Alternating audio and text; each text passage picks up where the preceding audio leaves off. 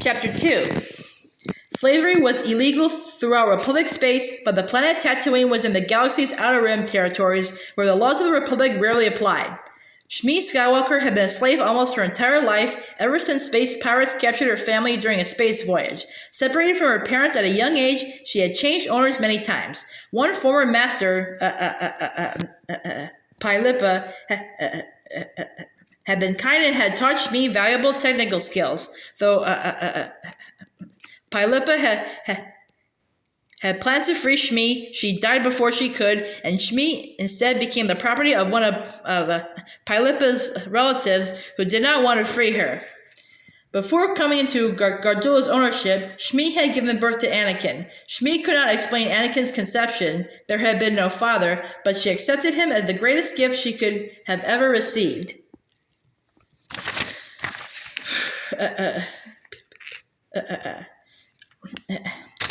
In the months that followed his arrival on Tatooine, Anakin kept his eyes and ears open. He eavesdropped on conversations between Gardulla's attendants, guards, and other slaves, and watched carefully when mechanics and technicians came to repair or replace sand-fouled machinery. He wanted to learn everything he could about the desert world, its inhabitants, and their technologies, because he believed such knowledge might be the only way he and his mother would ever find freedom. And so he learned about the early colonists of Tatooine, the miners who searched for valuable minerals, ended as an astronomically expensive disappointment. Some of the miners chose to remain on the desert world while others were simply stranded. One of the first human settlements was at a place called Fort Tuscan, which was assaulted by Tatooine's indigenous humanoids, the nomadic sand people, who subsequently became known as Tuscan Raiders. Favoring traditional club and axe weapons, sand people wore head-concealing sandproof masks and heavy cloaks that protected them from the elements and helped them blend in with the landscape. Sand people never adapted to easy contact with settlers and were reputed to be as ferocious as they were mysterious. Anakin had yet to see them, but had been told that it was their howls he sometimes heard after darkness fell. He found them blood-curdling.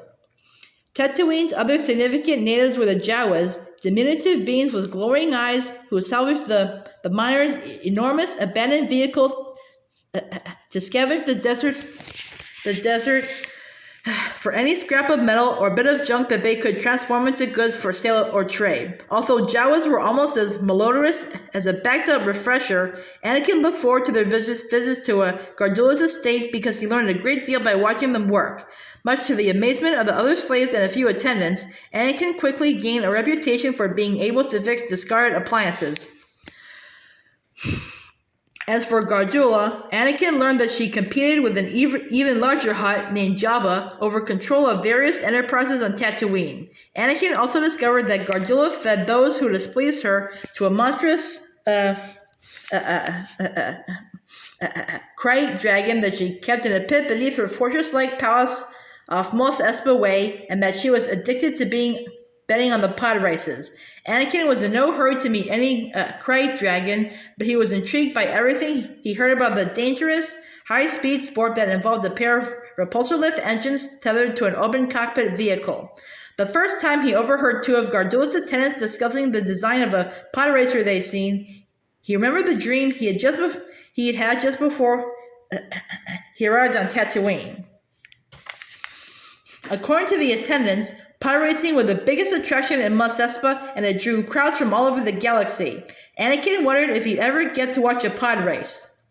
A few months after his arrival to Mos Espa, Anakin was helping a late model droid mechanic repair a portable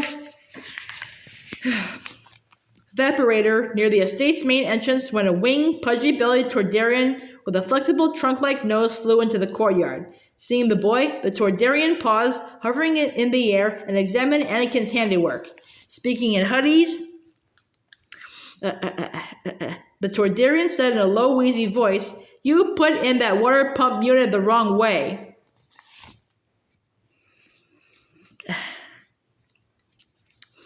Anakin had been told not to talk with strangers, but he cautiously replied, "I rigged it." Seeing that the Toydarian seemed generally interested, he demonstrated the pump mechanism and added, "I made it work better."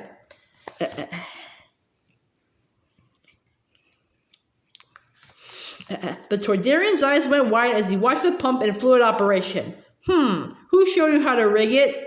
Nobody, Anakin said. His mother had told him not to brag, but he could not help feeling proud. I figured it out. My mom can fix things too. Is that so? The Toydarian lowered himself in the air to examine the unit more closely. You're not bad with your hands, kid, he said. Not bad at all. Anakin bowed his head slightly and said, Thank you, sir. I have an appointment with Gardula, the Toydarian said. Then he winked and rubbed his clawed fingers together and added, A matter of money. Anakin didn't know how to respond to that, but just then, Gardula herself heaved her bulky body into the entrance and said, Ready to pay up, Watto? Maybe, the Toydarian said as he hovered toward Gardula. But the next race is tomorrow, and I have an idea for another bet. Anakin watched the Toydarian follow Gardula into the main building, then went back to work on the evaporator. Gardula lost her bet with Watto. 2 days later, Anakin and Shmi had a new owner. When Watto wasn't gambling, he ran one of the most successful parts dealerships in Mos Espa. He had need for someone with Anakin's mechanical aptitude and had plenty of work for Shmi too.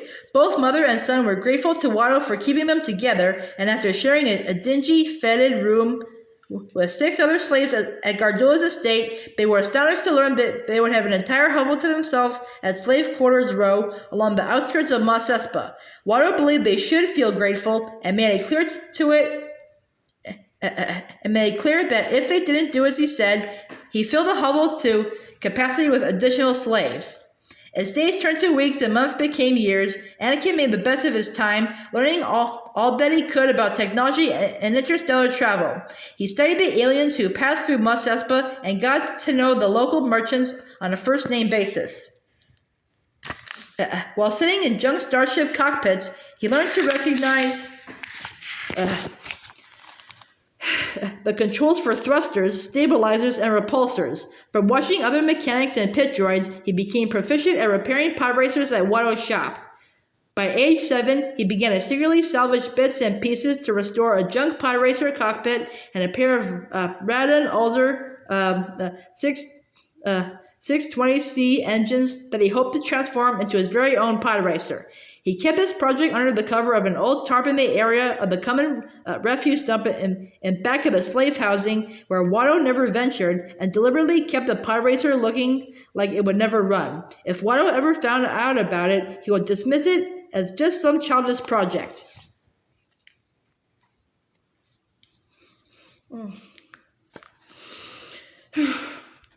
Watto did catch Anakin taking a refurbished pod racer for a test spin around the junkyard, but the Toydarian's fury died when he realized how well the boy handled the vehicle. Like Gardula, Watto was addicted to gambling on pod races, and he could hardly believe his good fortune to own a slave who might generate revenue at the racetrack. Despite Anakin's age and species, he was tested and soon qualified to become a pod race pilot. Much to his mother's horror, he eventually began competing under Watto's sponsorship. Watto never stopped threatening to buy more slaves, but Anakin and his mother continued to have the hovel for themselves. Watto even gave Shmi an arrow magnifier that she could use to clean computer memory devices, allowing her to bring in a modest income. Despite these advantages, Anakin did not give up on his dreams of freedom. He began thinking of making some kind of a scanner to locate the transmitter implanted in his body, even though he wasn't sure how such a transmitter might be deactivated or removed. At some point, while listening to spacers talk of faraway worlds, he became aware of the Jedi Knights, the powerful peacekeepers of the Galactic Republic, who used lightsabers, a handheld weapon that emitted a lethal, truncated laser beam. Despite his limited knowledge of the Jedi, he sometimes had dreams of becoming one. Anakin wondered if any Jedi had ever heard of Tatooine, or if any had been born into slavery. By age 9, he was resigned to the fact that he wasn't leaving Tatooine anytime soon.